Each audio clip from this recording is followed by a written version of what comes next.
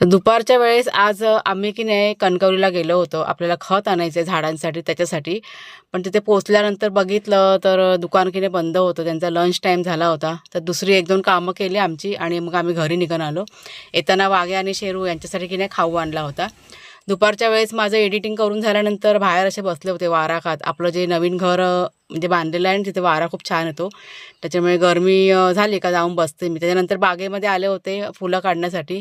जुईची वेल आता आपली की नाही फुलायला सुरुवात झालेली आहे. रोज संध्याकाळची थोडी का होईना पण जुईची फुलं मिळतात आणि या फुलांचा सुगंध खूप भारी येतं. मला आवडतो ह्या फुलांचा सुगंध. त्याच्यानंतर राहिलेली घरातली छोटी-मोठी कामं आहेत ना, ती करायला सुरुवात केली. म्हणजे घरातून आपण बाहेर गेल्यानंतर बघा थोडीफार कामं आपली राहतातच ना. कपड्याच्या घड्या करायला इथे सुरुवात केली. संध्याकाळ जोपर्यंत म्हणजे अंधार व्हायला की नाही सुरुवात झालीच होती. तर इथे कपडे घडी करायच्या आधी वाघ्या आणि शेरू यांना की नाही अंघोळ घालून घेतली होती. गरमी सध्या खूप वाढलेली आहे 2-3 दिवस झाले. त्याच्यामुळे दोघंजण जाम हैराण झाले होते गरमीने.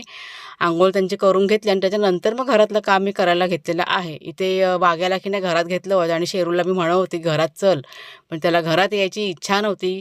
छान असं वाऱ्यावरती त्याला बसून की नाही वारा खायचा होता आणि ही त्याची आवडती जागा आहे.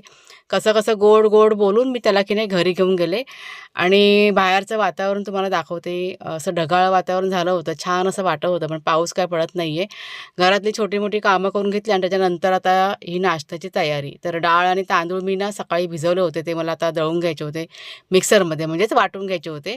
आणि पीठ जर का आपल्याला चांगलं हवं असेल फुललेलं, तर त्यात मी थोडंसं की नाही भात घालते, शिळा भात.